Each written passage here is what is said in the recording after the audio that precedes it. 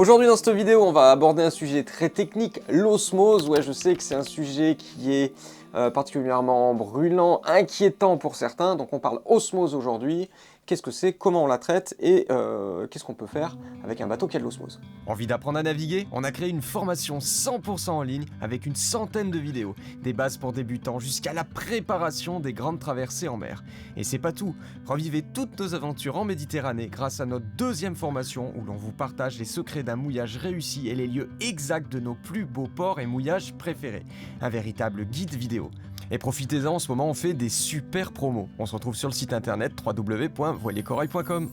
Allez, c'est parti pour le tuto, on parle osmose. Alors c'est quoi l'osmose? Vous savez qu'un bateau, c'est fait de plusieurs couches. Donc on a vraiment cette coque en fibre de verre, imprégnée donc de polyester, de résine polyester, et par-dessus on a une autre couche, la couche de gel-coat.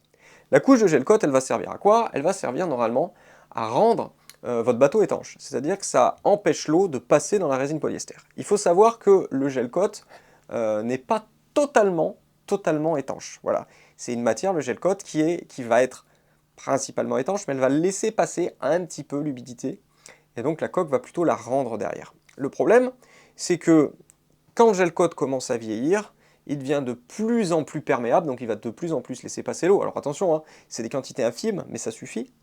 Et l'eau va passer et va aller se coincer en fait entre notre fibre et notre résine polyester, donc entre notre coque et le gel-coat. Donc l'eau va s'infiltrer au milieu là, et en fait dès que l'eau de mer commence à toucher la résine polyester, il y a une réaction chimique qui se crée, et ça va créer de l'acide. Donc l'acide va commencer à creuser la coque d'un côté, à créer des gaz de l'autre, et c'est pour ça qu'en fait ça va pousser le gel-coat, et le gel-coat va former une espèce de bulle. Et c'est pour ça qu'on vous dit que quand tu sors le bateau de l'eau, en fait si tu regardes bien la coque et que tu vois des bulles, si tu vas les percer, qu'il y a une espèce de liquide dedans, bah ça c'est de l'osmose.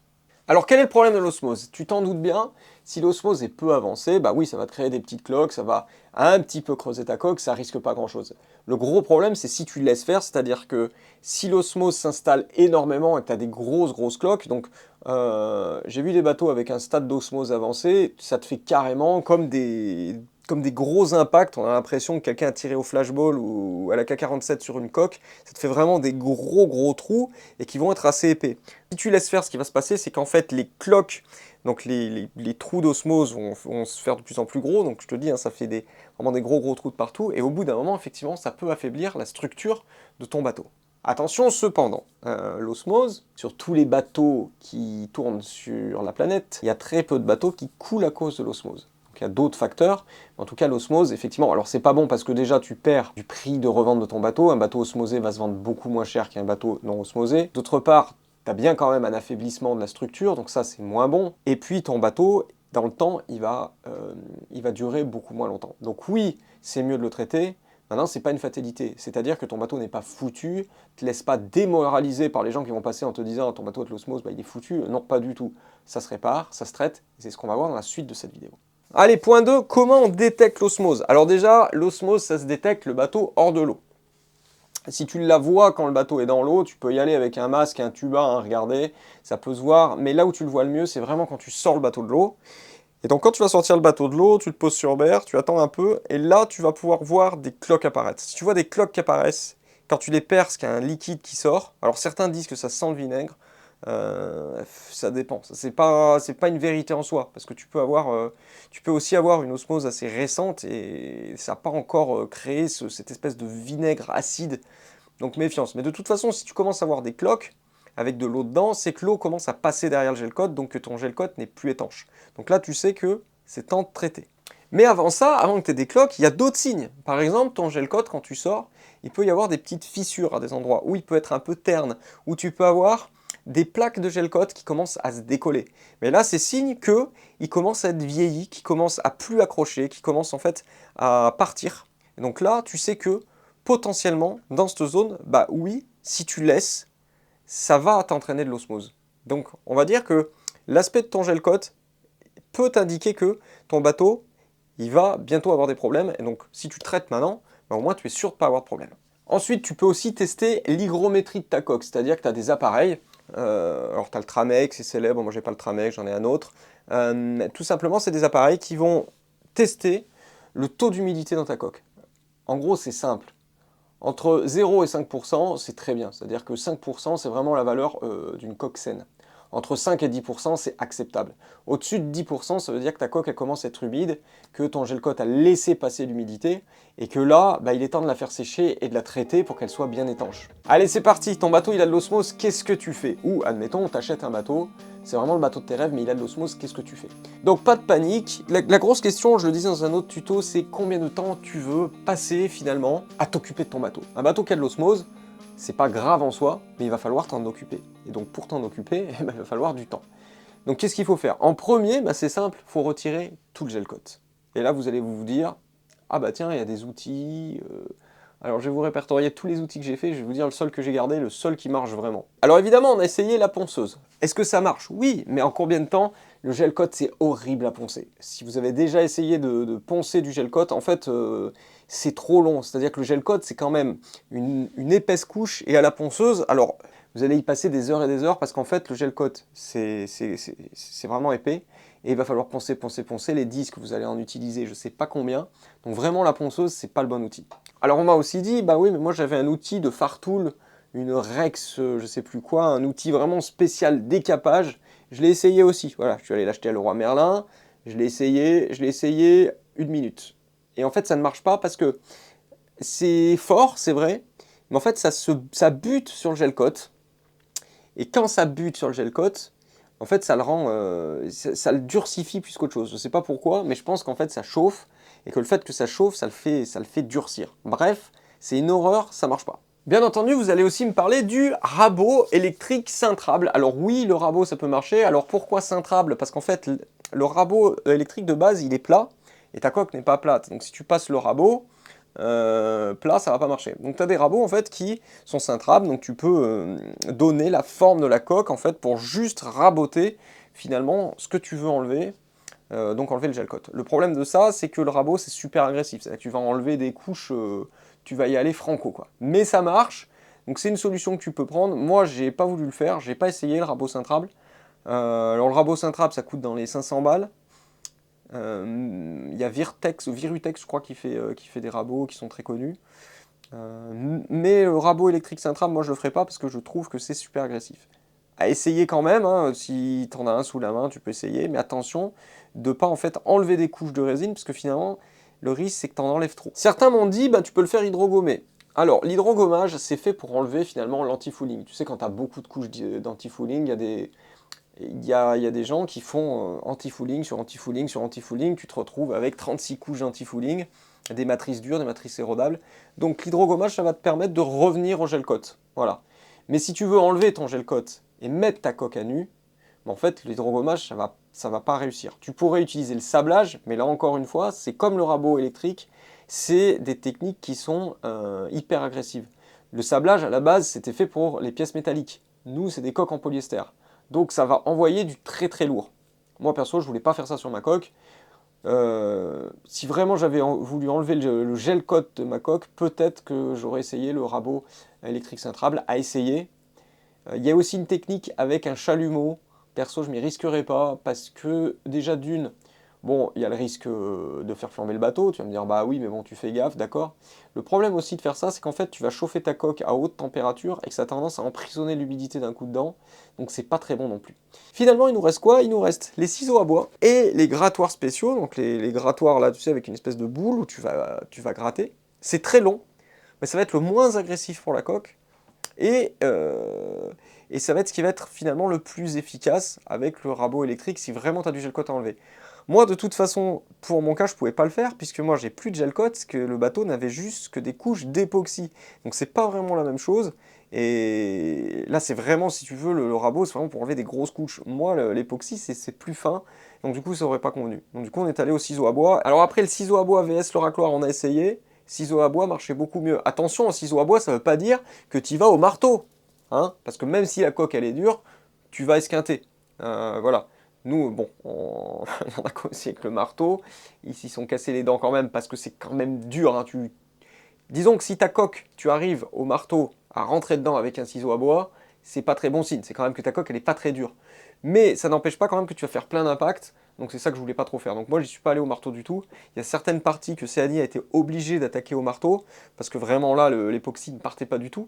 Parce qu'il faut bien comprendre que nous, quand on a fait le bateau, on avait un époxy super dur, et que ça s'enlève pas comme ça. Même si on dit, bah, ça partait à certains endroits, oui, parce que l'époxy était vieux, donc il y a certains endroits qui partaient. Mais malgré tout, sur tout le reste, l'époxy tenait bien, hein. Allez, ensuite, quelle est l'étape suivante? Faire sécher la coque. Faire sécher la coque, ça sert à quoi? Ça sert. Ta coque, elle doit avoir 5% d'humidité max. Pourquoi on attend 5%? Parce qu'en fait, ce que tu vas faire après, c'est qu'une fois que ta coque est à nu, tu vas devoir passer des couches d'époxy. Donc en fait, tu vas mettre une matière qui s'appelle l'époxy, qui, elle, est totalement imperméable, donc il ne laissera pas passer l'eau. Sauf que si elle ne laisse pas passer l'eau et que ta coque est encore humide, l'eau, en fait, de l'autre côté, il va faire décrocher ton époxy. C'est-à-dire que ton époxy, si tu l'appliques sur une coque qui n'est pas sèche, elle va mal tenir. Et donc, dans le temps, ton traitement époxy, il ne va pas tenir. Et donc, il faudra que tu le refasses. Donc ça, c'est pas bon. Et d'autre part, si tu enfermes de l'eau complètement dans une barrière totalement étanche, même si ton époxy, elle tient, ben en fait, tu vas enfermer un truc humide, et donc ça va te pourrir de l'intérieur. Donc c'est encore pire. Donc si tu fais tout ça, et tu verras que c'est long, tu verras que c'est dur, donc si tu as fait tout ça, et ben tu vas attendre qu'il y ait 5% d'humidité dans ton bateau. Moi, en moyenne, là, j'ai entre 5 et 10%. C'est-à-dire que j'ai des zones à 2-3%. Il y a beaucoup de zones qui sont à 2-3%, c'est-à-dire que la coque est sèche. Comme elle a eu son traitement époxy, si tu veux, dans la plupart des cas, elle est restée bien sèche. Mais comme l'époxy est vieux, il y a certains endroits où il s'est enlevé, donc il ne faisait plus son barrage. Et donc là, ben, la coque est montée à 10%. J'ai pas plus de 10. Alors je sais qu'il y en a que ça étonne, mais oui, mais il y a eu le traitement époxy. C'est pour ça qu'elle n'est pas à plus de 10. Donc toi, il faut bien tester. Et là, j'attends. Donc là, ça baisse un petit à petit. Donc maintenant, là, on est à 7-8. Des périodes, il y a des zones où il y a 2-3, mais il y a des périodes de 7-8. Donc moi, j'attends 5. J'attends 5 de partout. Et là, je vais pouvoir faire mon époxy. Phase suivante, l'époxy. On l'a dit, l'époxy, c'est un traitement qui est totalement étanche. Donc il va étanchéifier ta coque et l'eau ne va plus passer sur la fibre polyester. Ceci dit, là, tu as deux écoles. Il va falloir que tu passes plusieurs couches d'époxy. Alors soit t'en as qui vont te dire tu passes de l'époxy pur. Le problème de ça, c'est que l'époxy pur, il faut maîtriser les conditions extérieures. C'est-à-dire que l'époxy pur, il a besoin d'une certaine hygrométrie et d'une certaine température. Si tu ne rassembles pas les deux, ton époxy va mal sécher. Donc tu vas avoir un époxy qui va être poisseux et qui ne va pas être sec, qui ne va pas protéger ton bateau. L'autre solution, c'est de mélanger l'époxy à d'autres produits. Donc de prendre une époxy en fait imprégnante, c'est des époxys qui vont être beaucoup plus tolérantes aux conditions extérieures. Donc ça, il faut que tu te renseignes. Chaque marque a son époxy un peu modifié et qui permet en fait de le passer dans des conditions plus cool. Parce que l'époxy, tu as vraiment un cahier des charges à remplir qui est... Moi, je ne m'amuserais pas à le faire. D'ailleurs, si tu n'as pas un hangar pour vraiment contrôler ce que tu fais, c'est compliqué de faire de l'époxy. Donc là, tu vas prendre une résine qui va être tolérante à l'humidité, qui va être tolérante à la température et au temps de pause. C'est-à-dire qu'il faut prendre une époxy que tu peux passer, alors tu peux faire la deuxième couche au bout par exemple d'une semaine, tu peux quand même faire ta deuxième couche. Bref, il faut vraiment te renseigner chez ton marchand, chez ton ship, pour avoir une bonne résine qui est tolérante aux conditions atmosphériques. Alors après, la question qui divise, combien de couches? Alors certains ils vont me dire une couche, certains ils vont me dire 10, 20, 30 couches. Alors il y a des tests qui ont été effectués en labo qui te permettent de te dire à quelle épaisseur en fait l'époxy finalement est étanche. Voilà, donc c'est tout simple. Donc après, tu es libre de faire ce que tu veux, mais il y a des tests qui permettent de te dire, voilà, la couche nécessaire pour que l'époxy soit étanche, c'est environ 400 microns. 300-400 microns. Voilà, c'est une épaisseur qui te permet de dire, voilà, avec 300-400 microns, on est sûr que l'époxy va être étanche. Tu peux aller, quand tu fais un traitement comme ça, osmose, l'idéal, c'est d'aller jusqu'à 600 microns. Voilà, alors tu vas me dire, ok, mais 600 microns, ça correspond à quoi? Ça va dépendre en fait de ton produit, c'est pour ça que c'est difficile de te dire bah vas-y passe 2, 3, 4 ou 5 couches, ça dépend du produit. C'est là qu'on aborde une autre notion, alors j'espère que je ne vous perds pas. On a l'époxy humide et l'époxy sec. Le rendement sec, le rendement humide, alors ça dépend selon les fabricants, mais vous aurez toujours en fait cette histoire de humide et sec, c'est tout simple. En fait quand tu passes l'époxy, bah, il est humide puisque tu le passes encore liquide, donc c'est ce qu'ils disent liquide. Donc là ils vont te donner finalement l'épaisseur humide que tu passes en une couche. Donc par exemple, on va dire en une couche, ça va faire par exemple 100 microns en humide. Et puis en sec, on va te dire, en sec, ça va faire 80 microns. Ça veut dire quoi? Ça veut dire qu'une fois que ta première couche d'époxy là aura séché, elle va faire 80 microns. Donc nous, ce qui nous intéresse évidemment, c'est le sec. En général, un époxy, quelle que soit la marque, une couche, ça fait environ 100 microns. De là, tu peux en déduire à peu près le nombre de couches qu'il te faut. Comme je t'ai dit tout à l'heure, un traitement à l'époxy, on va dire qu'une couche, l'étanchéité se fait à peu près à partir de 300 microns. Donc on va dire que si tu passes 3 couches, 3-4 couches, tu es sûr que ton époxy va être sec. Si tu fais ça, ça va être le minimal. Si tu veux un traitement un peu plus dur, c'est-à-dire que tu te dis, allez, moi je veux aller vers du 600 microns, bah, tu vas devoir mettre 6 ou 7 couches d'époxy. Voilà. Donc tu vois que ça te donne on va dire une échelle. En gros, une fois que tu as fait tout ton traitement, bah, tu vas passer entre 3 et 7 couches d'époxy pour que ça soit totalement étanche. Si tu en mets moins, bah, en fait, ta barrière, qu'est-ce qui va se passer? Elle ne va pas être totalement étanche, donc elle va laisser passer l'eau, elle va finir par se détruire beaucoup plus vite, donc tu auras fait tout ça pour rien. Après, si tu en mets plus, bah, tout simplement, c'est ton porte-monnaie qui va en pâtir, parce que plus, bah, il va falloir que tu payes, puis c'est beaucoup plus long. Mais tu peux en mettre plus, il n'y a pas de danger à en mettre plus. Voilà, personnellement, si tu me demandes, je pense mettre 4-5 couches, en fonction de ce que va me dire le fabricant, en fonction de, justement, du rendement sec. Savoir, bah, si je prends un époxy qui fait 50 microns la couche, bah ouais, je vais être obligé d'en mettre 10. Par contre, s'il me fait du 100 microns la couche, bon, je peux en mettre 5. Voilà, donc ça dépend vraiment du produit que tu vas mettre. Mais en gros, moi, je pense mettre 4-5 couches d'époxy. Bon, attention, là, on parle quand même d'un gros travail. Moi, j'ai voulu le faire parce que j'avais des parties qui se détachaient. Je sais que mon bateau, je vais le garder très longtemps. Et je sais que ce bateau, j'ai envie de le rénover. C'est vraiment une envie que j'ai. Maintenant, si tu as des petites cloques, tu as 2-3 petites cloques de temps en temps, est-ce que ça vaut le coup de faire tout ça? C'est à toi de voir. Moi, peut-être que si j'avais eu justement de l'osmose avec 2-3 petites cloques, j'aurais juste percé les cloques, mis un peu d'époxy et basta. Tu peux aussi faire ça. Est-ce que ça vaut le coup de faire tout ça? Attention, c'est très coûteux, ça demande beaucoup de temps. Tout dépend de ton programme. Moi, je sais que je préfère faire les choses bien, donc j'avais envie de le faire. Et j'avais envie de lui mettre une coque super entretenue, que je sache qu'il y a dessous. Mais attention, c'est pas encore une obligation. Tant que t'as pas, tu peux le faire, mais c'est à toi de voir en fonction de ton budget et de ton temps. Alors comment on fait pour prévenir l'osmose? En fait, t'as pas vraiment de technique qui te permette d'empêcher l'osmose, parce qu'avec le temps, forcément, ton gel coat va devenir poreux. Mais le secret, il est un peu là. Déjà, tu peux protéger ton gel coat, donc vérifier quand tu le sors, tu fais un bon carénage, tu vérifies que ton gel coat, il n'a pas de fissure, qu'il n'a pas de problème. Et puis, s'il en a, tu répares, tu fais attention. Tu peux aussi faire une couche préventive d'époxy. Mais attention, il faut que tu sois sûr que ta coque est bien sèche, parce que sinon, tu emprisonnes l'humidité. Mais une couche d'époxy peut aussi protéger ton gel coat et protéger ta coque. Donc, ce n'est pas une mauvaise idée en soi. C'est ce qu'on appelle un traitement préventif. Alors ceci dit, si tu as du temps et puis le budget, ça vaut quand même le coup de le faire. Comme ça, tu pars sur une base vraiment saine pour ton bateau. Et puis, c'est pas insurmontable. Franchement, ça fait plaisir aussi de s'occuper un peu de son gros loulou. Parce qu'oublie pas qu'après, quand tu es au large, c'est ta seule maison, c'est ton seul point en fait, de sécurité. C'est ton bateau. Allez les copains, à demain pour un nouveau tuto. Bisous, bye. Vous avez envie d'apprendre à naviguer? On a créé une formation 100% en ligne, spécialement conçue pour vous accompagner à chaque étape. Avec une centaine de vidéos, vous apprendrez tout, des bases pour débutants jusqu'à la préparation des grandes traversées en pleine mer. Mais ce n'est pas tout, revivez toutes nos aventures en Méditerranée grâce à notre deuxième formation. Elle vous dévoile non seulement les secrets pour réussir vos mouillages en toute sérénité, mais aussi les lieux exacts de nos plus beaux ports et mouillages préférés. Cette formation, c'est un véritable guide vidéo, parfait pour jeter l'ancre dans des endroits incroyables. Et en ce moment, on fait des offres exceptionnelles sur nos formations, donc c'est le moment idéal pour embarquer avec nous et transformer vos rêves de navigation en réalité. Retrouvez toutes les informations sur notre site www.voiliercorail.com et si vous voulez retrouver tout ça facilement, il vous suffit d'aller dans la description de cette vidéo et d'aller sur notre site internet. Allez, salut les copains!